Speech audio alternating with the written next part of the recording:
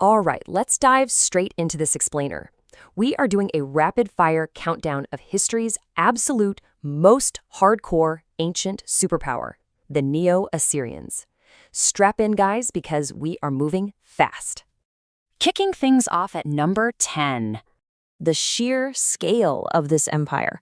Expanding from the city-state of Ashur, they forged the world's first true Middle Eastern superpower.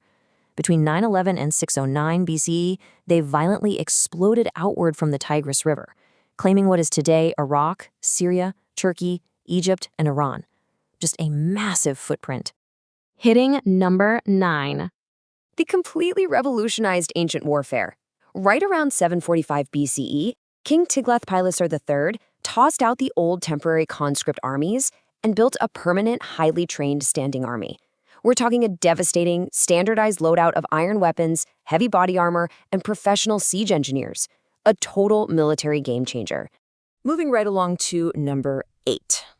Their architectural megacities. Under King Sennacherib, the capital of Nineveh grew into the largest city on Earth. It featured massive double walls, sprawling aqueducts, and lush botanical gardens. Actually, some historians argue Nineveh was the true location of the legendary Hanging Gardens. Wild, right? Down to number 7. Royal arena hunting. To prove their divine right to protect the people from chaos, kings skipped the whole wild tracking thing altogether. Instead, captive lions were released from wooden cages directly into packed stadiums. The king would spear and shoot them from his chariot while the crowds went absolutely crazy. Coming in at 6. Brutal psychological warfare. They systematically forced enemies to surrender without even fighting, using sheer terror. They deployed gruesome tactics, skinning rebel leaders alive, impaling captives, building literal pyramids of severed heads. And get this, they carved these atrocities right onto their palace walls just to intimidate visiting diplomats. Halfway there at number 5. Genius climate engineering. They actually beat the intense Mesopotamian summer heat with naturally air-conditioned palaces.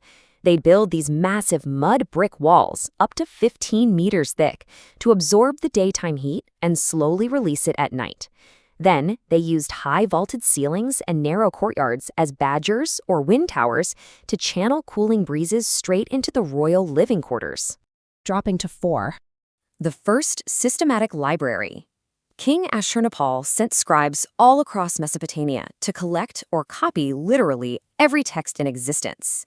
By amassing the Library of Nineveh, they preserved thousands of cuneiform tablets, saving crucial medical treatises and the standard version of the Epic of Gilgamesh from being lost forever. Number 3. Colossal stone security guards. Meet the Lamassu, massive deities with a bull or lion body, eagle wings, and a human head. The visual trick here is awesome. Sculptors carved them with 5 legs. That way, they looked perfectly imposing and firmly planted from the front, but dynamically walking forward when you viewed them from the side. Almost at the end with number 2, an ancient express mail service. They managed this massive realm using the Kalliu, which was basically a state-run pony express system. They set up a vast network of relay stations with fresh horses to move military intelligence and royal decrees hundreds of miles across the empire in just a matter of days. And finally, number 1, the utterly bizarre cultural climax. To ward off evil spirits and heal the sick, Áshipu exorcist priests actually performed rituals dressed in full-body robes shaped like giant carp. Complete with fish head hoods, they believed these outfits channeled the magic of Onans, the mythical fish god of wisdom. You literally cannot make this stuff up. So, the ultimate takeaway from this explainer is a lingering mystery. How on earth does a civilization this dominant, inventive, and terrifying just vanish into the sands of history? It's a crazy puzzle. Keep that provocative thought in mind. Thanks for hanging out, and I'll catch you